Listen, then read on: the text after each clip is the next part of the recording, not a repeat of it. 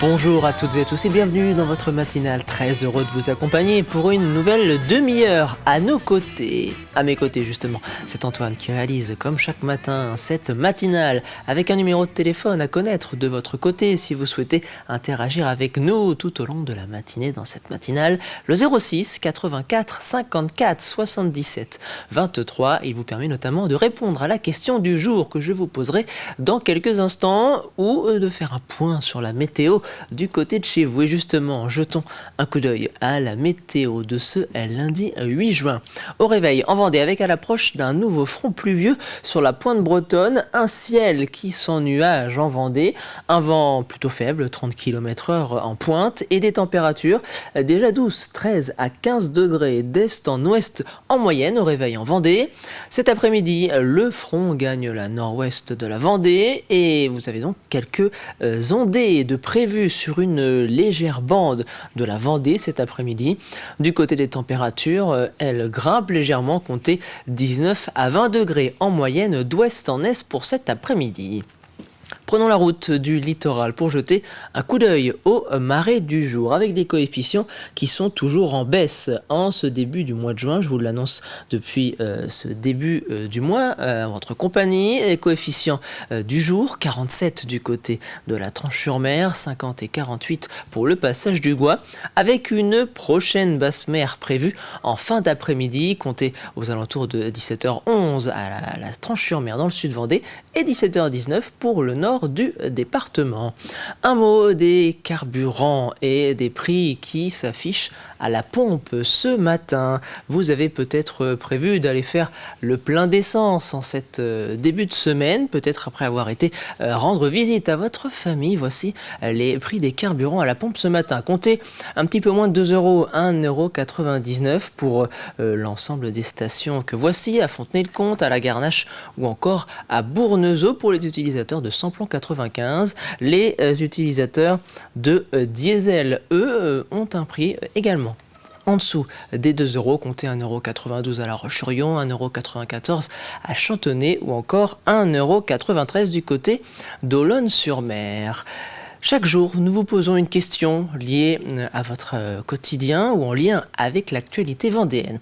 Voici la question du jour. Elle est en lien directement avec un reportage que je vous proposerai dans quelques instants dans le journal préparé par la rédaction de TV Vendée. Comment cuisiner les pois chiches vendéens? Le pois chiche qui est une culture en pleine expansion dans notre département. Alors, comment cuisineriez-vous ce nouveau produit en vogue? Place sur notre page Facebook en réponse, en commentaire de cette question, ou bien en nous envoyant un SMS directement sur le WhatsApp de la matinale. Allez, place désormais au journal préparé par la rédaction de TV Vendée. Et on commence avec cet impressionnant incendie qui s'est déclaré vendredi dernier en fin de journée. Contacté peu après 19h30, le SDIS de la Vendée a dépêché sur place 44 sapeurs-pompiers des centres de secours des Sables d'Olonne, de Brême-sur-Mer ou encore de Montaigu et de la Chaise-le-Vicomte. Sur place, ces derniers ont retrouvé le magasin Nose situé près du boulevard du Vendée Globe complètement embrasé. Les près de 1000 mètres carrés de bâtiments n'auront pas résisté aux flammes, mais l'intervention des soldats du feu a permis d'éviter la propagation au magasin à proximité. Une enquête est en cours pour déterminer les causes du sinistre. Zoom donc sur une culture qui pourrait bien concurrencer la célèbre mojette de Vendée. Depuis plusieurs mois, les pois chiches produits par les agriculteurs de la coopérative Cavac ont obtenu le label rouge, une première en France pour cette légumineuse. À ce jour, la Vendée compte un peu plus de 100 producteurs de pois chiches répartis sur 1000 hectares avec une ambition de doubler cette surface à l'avenir. Deux producteurs ont eux décidé de se lancer dans la filière Label Rouge. Aurélien Huard vous emmène dans les coulisses de ce marché en pleine expansion. Mis en terre le 28 mars, ces pois chiches cultivés sur une parcelle de 6 hectares seront récoltés à la fin du mois de juillet. Leur particularité, ce sont les premiers pois chiches Label Rouge en France. Didier Plaire, céréalier, est l'un des 2 producteurs vendéens à se lancer dans cette nouvelle filière. Il a débuté en 2018 la culture du pois chiche standard qui occupe 10% de son exploitation. Au niveau mise en place, c'est assez facile. Et au niveau agronomie, Elle apporte un plus sur la culture qui suit, c'est-à-dire le blé dur, par son système racinaire avec un pivot qui permet de restructurer le sol en fait. Le pois chiche est cultivé en Vendée depuis 2008. Cette culture, à l'origine plutôt méditerranéenne, a intéressé la coopérative Cavac lorsqu'elle s'est penchée sur des solutions d'avenir face au réchauffement climatique. Ça fonctionne plutôt bien, donc on va continuer là-dessus. Et là, on a vu aussi qu'on avait vraiment une différenciation au niveau du goût, au niveau d'un grain qui était très fondant. Donc l'objectif pour nous était d'essayer de le labelliser pour montrer aussi ce terroir et cette récolte. À l'instar de la brioche ou encore de la Mogette, le pois chiche vendéen va désormais avoir son label rouge. Il va offrir aux producteurs une rémunération supérieure de 10% par rapport au standard, mais aussi une valorisation du produit. Le label garantit une qualité supérieure et une traçabilité totale. C'est une parcelle qui est très suivie avec le technicien. On se voit souvent une fois par semaine pour savoir comment évolue la culture et si on doit intervenir ou pas intervenir par rapport à tout ça en fait, par son évolution. Il nous fallait un produit d'hiver où on a plutôt la Mogette sur la grillée, on a la lentille après qui vient compléter et là on a le pois chiche pour l'été. La Cavac cultive actuellement 4000 hectares de légumes secs. 1000 hectares concernent les pois chiches, dont 50 hectares en label rouge. L'objectif d'ici 2030 est de doubler la production de légumes secs et d'augmenter de 20% la surface consacrée aux pois chiches labellisés. Direction la commune des Herbiers où le collège Jean Rostand bénéficie actuellement d'un important chantier de restructuration. Une extension de 540 m² visant à optimiser les espaces d'apprentissage et le bien-être des élèves qui est en cours de construction, donc un aménagement intégré dans la politique de modernisation des établissements scolaires du département de la Vendée. Ce projet intègre également un volet économique majeur avec la pose par exemple de panneaux photovoltaïques en toiture pour une meilleure efficacité énergétique. Ce nouveau bâtiment, on sait effectivement qu'il est réalisé pour créer en fait de la convivialité, un esprit en commun, pour développer du vivre ensemble vraiment, puisqu'il sera consacré effectivement à un foyer, à une salle qui sera pendant la journée de l'étude, du travail personnel pour les élèves, de l'apprentissage donc, mais le soir ça se transformera en salle de réception, en salle aussi pour des réunions tous ensemble. Nous avons prévu ce grand plan pour pouvoir rénover la totalité de nos collèges en Vendée. Nous sommes donc sur un programme qui a débuté déjà depuis 6 ans, 7 ans, et donc nous poursuivons, et le collège Jean Rostand, qui faisait pas partie des premiers parce qu'il y avait déjà de bonnes conditions matérielles, eh bien, arrive dans ce plan qui va se poursuivre jusqu'en 2028-2029. À Fontenay-le-Comte, près de 80 élèves de seconde professionnelle ont récemment accueilli le directeur adjoint de la Banque de France de La Roche-sur-Yon. L'objectif de ce déplacement, développer l'éducation budgétaire et financière de ce jeune public déjà amené à toucher une rémunération dans le cadre par exemple de l'alternance. Une formation déclinée sous la forme d'un escape game qui a donné lieu finalement à la délivrance du passeport EducFi aux élèves, une reconnaissance de leur maîtrise de la thématique.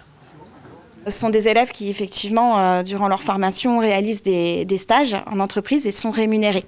Donc, c'est vrai que grâce à ce parcours d'EducFi, ils vont aborder la notion donc, de budget, d'épargne, tout un tas d'autres modules qui vraiment créent du lien en fait, entre leur situation de vie lycéen au quotidien, mais aussi leur future voie professionnelle. Puisque le thème de surendettement peut vite survenir à leur âge. Et donc, c'est important d'aborder ces notions-là dès la seconde. Nous, ça fait 10 ans en fait, qu'on est opérateur national en matière d'éducation financière et budgétaire, parce qu'on s'est rendu compte justement, au travers des actions qu'on avait vis-à-vis des ménages, au travers du surendettement, que parfois il manquait cette notion-là de gestion budgétaire et que c'était important d'intervenir auprès des familles, mais aussi auprès des enfants. Quand ils touchent leur argent, ils ne se disent pas « ça y est, je peux dépenser tout l'argent », qu'ils se rendent compte qu'il y a des dépenses auxquelles ils doivent faire face. Et puis derrière, qu'ils arrivent à étaler ça dans le temps et pas se retrouver au bout de quelques jours à plus avoir d'argent sur le compte. Si vous vous êtes récemment rendu sur la plage du Veillon à Talmont-Saint-Hilaire, vous avez sûrement remarqué des panneaux plantés dans le sable alertant sur la présence du gravelot à collier interrompu. Ce petit oiseau se reproduit quasiment exclusivement sur les plages de sable avec une période de nidification qui s'étend d'avril à juillet. En raison de sa petite taille et de sa couleur proche de celle du sable, le gravelot à collier interrompu est particulièrement vulnérable au piétinement. Alors face à cette menace, la LPO se mobilise pour protéger les zones de nidification. Pour rappel, la plage du Veillon est classée site Natura 2000. Une fois qu'on a repéré un nid, on fait un enclos pour empêcher les gens ou les animaux de pénétrer dans ces enclos, quoi, pour éviter le piétinement. Et il y a un autre danger qui les guette, c'est pas seulement le piétinement, mais une fois que les parents sont plus sur les œufs, si les œufs sont pas couvés pendant trop longtemps, les œufs deviennent stériles. Quand il y a des canicules, il suffit que l'oiseau ne soit pas sur son nid pendant 10 minutes et les œufs peuvent être perdus. Il n'y a pas que l'écrasement, quoi. Il y a aussi le dérangement qui peut être problématique. C'est un oiseau qui est une espèce d'intérêt communautaire. Donc en fait c'est protégé par l'Europe. On va dire qu'un des objectifs prioritaires c'est du coup la préservation de cet oiseau et de faire le suivi scientifique aussi pour donc accompagner la LPO, mais d'avoir le plus de données pour savoir comment se porte l'espèce. Des plagistes qui mettent leurs serviettes à côté des enclos qu'on a vus, et bien clairement ça on vient expliquer aux gens pourquoi c'est mieux d'éviter de déranger au mieux l'espèce. Voilà. Sentence, la fête. Ce week-end, le club de la Jeanne d'Arc Nemi Football a fêté son siècle d'existence. Rares sont les clubs ayant une telle longévité, alors pour célébrer l'occasion, de nombreuses animations étaient organisées pendant 2 jours sur le stade communal où d'anciennes gloires du football ont pris plaisir à enfiler une nouvelle fois le maillot némisien. Un anniversaire qui a également permis de rassembler des coéquipiers et bien sûr des amis qui ne s'étaient pour certains pas vus depuis plusieurs décennies. Simon Felipeau vous plonge dans ses retrouvailles autour du ballon rond. C'est la foule des grands matchs ce samedi après-midi. Et pourtant, sur le terrain, aucun enjeu sportif, mais des anciens joueurs venus fêter les 100 ans du club. Un siècle d'existence pour le Jeanne d'Arc Nemi Football. Les 100 ans, ça se marque effectivement. Il n'y a pas beaucoup de clubs aujourd'hui en Vendée qui ont 100 ans. Alors, surtout en gardant l'identité de la JA Nemi. Et les anciennes gloires que vous voyez derrière, effectivement, ils ont tous répondu présent avec une envie totale de faire une fête exceptionnelle. Et si le club de foot némisien est toujours là, 100 ans après sa création, c'est surtout grâce à son état d'esprit, le plaisir avant tout. Je pense que tous ces anciens qui sont venus, ça veut dire qu'ils ont un bon souvenir du club.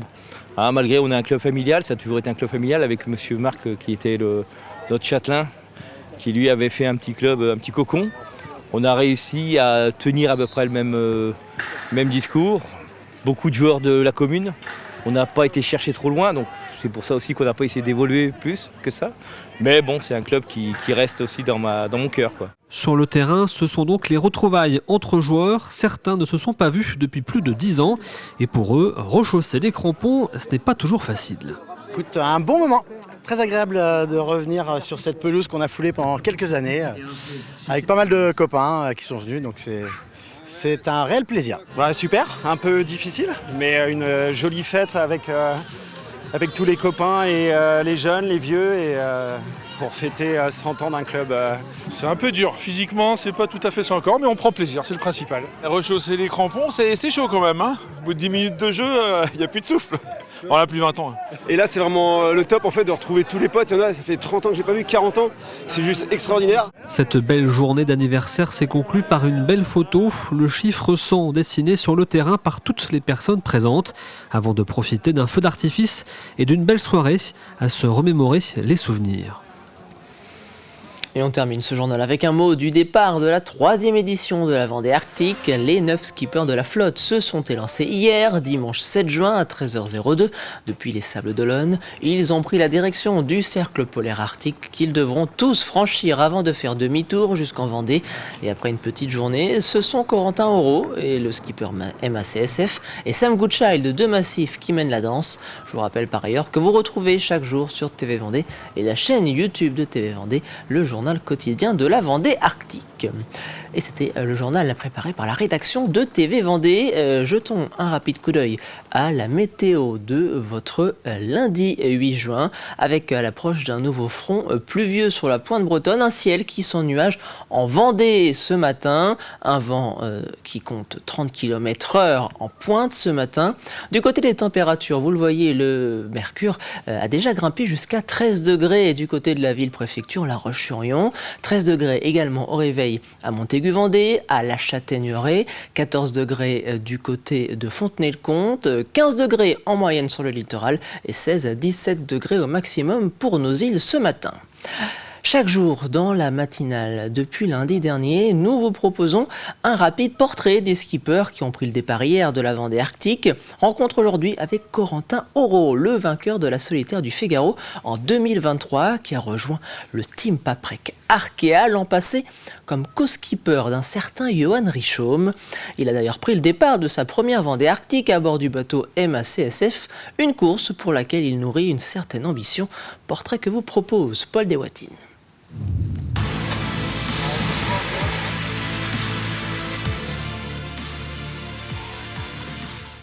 Ce serait mentir, on appréhende tous ces conditions, même ceux qui ont déjà fait, je pense.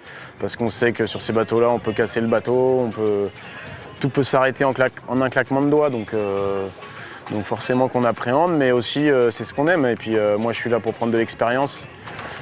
C'est un premier pas vers le Vendée Globe, on va dire, d'aller dans des conditions aussi fortes. Donc non, il faut se réjouir d'avoir une course ici à cette période-là, parce que ça pourrait être à l'automne ou pendant l'hiver. Ça va être ma première fois en solitaire sur ce bateau-là dans des grosses conditions. Donc voilà, c'est surtout ça que j'appréhende. Après le reste, normalement j'arrive à gérer plus ou moins bien le sommeil, la nourriture, etc. Et puis il y a le froid aussi. On devrait avoir de l'eau à 4 ou 5 degrés là-haut en Islande. Donc on va essayer d'y aller vite et puis de repartir assez vite. L'un dans l'autre, je prends ça comme un entraînement pour le Vendée Globe. Donc si ça se trouve, pendant le Vendée Globe, je serai obligé de plonger dans le Grand Sud. Donc toutes les expériences sont bonnes à prendre et puis ça fera des histoires à raconter. Ces deux premières courses, à savoir la 1000 Race et la Vendée Arctique, si on prenait ça vraiment comme un apprentissage, le résultat c'est la cerise sur le gâteau. Donc là, on continue dans cette philosophie-là, bien prendre de l'expérience sur le bateau, apprendre. Et puis bien évidemment, quand on s'engage sur une course, c'est pour essayer d'aller le plus haut possible. Mais là, c'est pas la première chose qu'on vient chercher. C'est une qualif pour le Vendée Globe si on finit cette course. Donc il y a ça aussi à prendre en compte. Donc ça va être à moi de gérer en fonction des conditions fortes. Est-ce que je lève un petit peu le pied pour ramener le bateau? Est-ce que je prends le risque de casser quelque chose, etc. etc. Donc là, pour l'instant, jusqu'à cette course-là, c'est apprentissage, prise de rythme. Et puis essayer de trouver cette osmose avec le bateau, parce que c'est ça qui est important.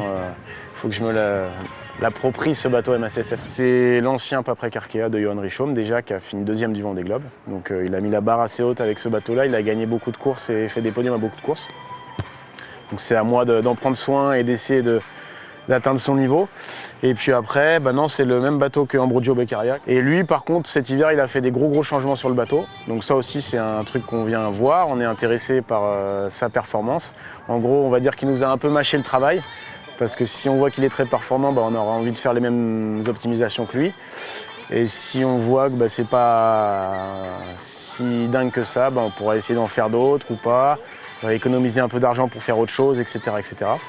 Donc ouais, on vient chercher ça aussi, cette confrontation avec Ambrogio et puis toute la flotte aussi. Chaque bateau évolue tout le temps, donc pour ça qu'on aime bien faire des petits tours de ponton pour voir ce qu'un tel a fait ou ce qu'un tel n'a pas fait. Donc on est dans l'optimisation permanente, on y pense jour et nuit, même presque quand on dort. Donc ça ne s'arrête jamais. Mon projet, pour l'instant, il est viable. On a un engagement avec MACSF jusqu'à 2029.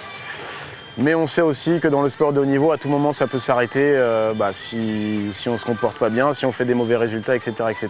Donc moi, je prends les échéances année après année et puis on verra bien jusqu'où ça nous mène. Mais oui, normalement, on devrait aller jusqu'au Vendée Globe, qui est le point de mire de notre projet avec MACSF. Donc voilà, on essaye de tout mettre en œuvre pour arriver au pic de forme en novembre 2028, je crois. C'est ça. Ouais, c'est ça, voilà.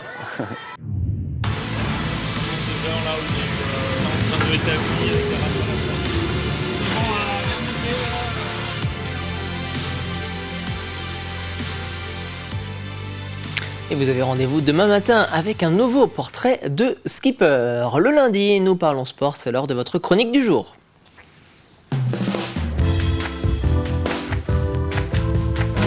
Un mot de voile bien évidemment dans votre journal des sports, une montée au niveau national d'un club de football vendéen ainsi qu'un mot de basket et de rugby, un journal des sports concocté par Paul Deswatines.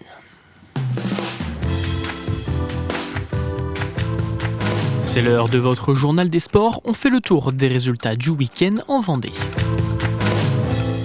Ce dimanche a eu lieu le départ de la Vendée Arctic 2026. Les 9 skippers se sont élancés de la baie des Sables d'Olonne, direction le Cercle Polaire. Et pour cette 3e édition, grande nouveauté, le parcours n'est plus tracé. Les skippers vont devoir couper le Cercle Polaire à la longitude de leur choix. C'est parti pour la Vendée Arctic.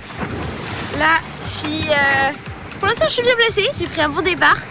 On voit, il y a Corentin ici. Massif ici et derrière il y a Keguiner, puis de l'autre côté il y a toute la flotte, donc il y a Coup de pouce, Francesca et aussi April Marine. Voilà, donc on est tous partis pour aller au Cercle Polaire. Youhou! En football, les filles du club de Saint-Georges Guyonnières affrontaient Mérignac en barrage retour de la phase d'accession à la 3e division féminine. Et après un match nul 0-0 à l'aller à Mérignac, les Vendéennes se sont imposées 2-1 à domicile et rejoignent donc les Lyonnaises de l'Esof en 3e division féminine. Nos deux équipes se valaient sincèrement et donc ça se joue à des petits détails. Et oui, on a souffert en 2e et on a su serrer les dents et travailler ensemble. Donc ça, c'est vraiment bien. C'est une grosse satisfaction. Ouais. Ça, c'est le fruit de plusieurs années de travail. Aujourd'hui, on y arrive à ça. Moi, aujourd'hui, quand j'ai récupéré le groupe cette année, je fais 2 recrues, pas plus, quoi. Donc c'est vraiment les années précédentes qu'on fait le travail. Et ça, c'est important de le souligner aussi. Ouais. Personnellement, je l'attendais depuis longtemps. On avait un gros projet depuis très longtemps. Et puis là, ça se concrétise. Donc c'est fou. Et surtout à Saint-Georges-Guyonnières, dans cette petite ville. Donc vraiment très satisfaite.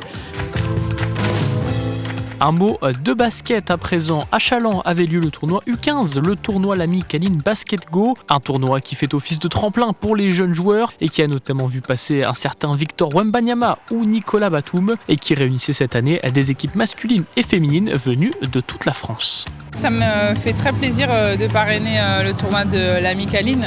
Je viens du Mans, donc c'est vrai que c'est un tournoi que je connais très bien. J'en ai beaucoup entendu parler, ça fait des années quand même que c'est un tournoi qui est très réputé maintenant, donc voilà, de pouvoir être ambassadrice, ça me fait très plaisir. Pour moi, c'est un honneur d'être ici, au-delà de ce que j'ai pu accomplir dans ma carrière, de pouvoir venir partager des moments individuels avec des jeunes, des moins jeunes, des parents, pouvoir donner des conseils, échanger avec eux, donner un sourire, signer l'autographe. Pour moi, c'est vraiment important, c'est un tournoi qui est quand même à sa 27e édition, qui a vu des gens passer et qui fédère de très belles valeurs auxquelles j'adhère complètement. Enfin, un mot de rugby puisque le stade Henri Desgranges accueillait les finales nationales de rugby féminin samedi. Les barrages d'accession de Fédéral 1 à Fédéral 2, mais également d'Élite 2 qui a vu s'imposer le stade Rochelais. Les Rochelaises qui décrochent donc leur billet pour l'élite nationale. On fait un appel en milieu de saison pour savoir les clubs qui ont envie de recevoir les finales féminines. On aime bien aller aussi dans les ligues dites de développement, parce que ça permet de faire connaître aussi le féminin. Alors c'est vrai que depuis la Coupe du Monde féminine en Grande-Bretagne, il y a eu un plus. C'est la fin de ce journal des sports, ne manquez pas 85 chronos ce lundi à 18h45, 38 minutes de direct avec invités et chroniqueurs pour revenir sur toute l'actualité du sport vendéen ce week-end.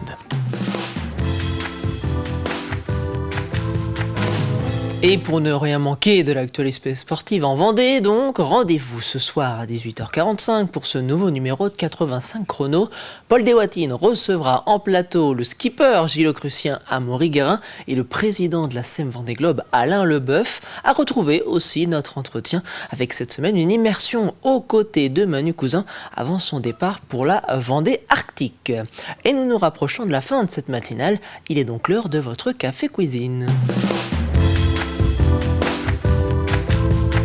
Et félicitations tout d'abord à Alexandra de Boîte-Séné qui repart avec ses 2 places pour le festival pyro-musical de Saint-Christophe du Ligneron qui aura lieu les 17 et 18 juillet prochains. Nouvelle semaine et nouveau lot à remporter dans le jeu de la matinale. 2 entrées au parc Pierre-Brune et cette question à laquelle vous devez répondre cette semaine. Quel skipper vient de terminer sa traversée de l'Atlantique à bord de son bateau de classe mini? Je le rappelle, ce lundi 8 juin, nous cherchons donc un skipper vendéen âgé de 24 ans. Voici pour le premier indice de la semaine de ce jeu de la matinale. Alors, avez-vous déjà trouvé de qui parlons-nous dans le jeu de la matinale? Si oui, rendez-vous sur tvvendée.fr, rubrique jeu. Vous avez jusqu'à vendredi midi pour y déposer votre réponse et tenter d'être tiré au sort. Et c'est la fin de cette matinale. Merci beaucoup pour votre fidélité. Vous avez rendez-vous à 12h30 en compagnie d'Élise Blanchard pour votre journal de la mi-journée. Je le rappelle, rendez-vous au 85 chrono ce soir dès 18h45 avec Paul Desboitines. Quant à moi, je vous donne rendez-vous dès demain 7h pour une nouvelle matinale. En attendant, passez une très bonne journée sur TV Vendée.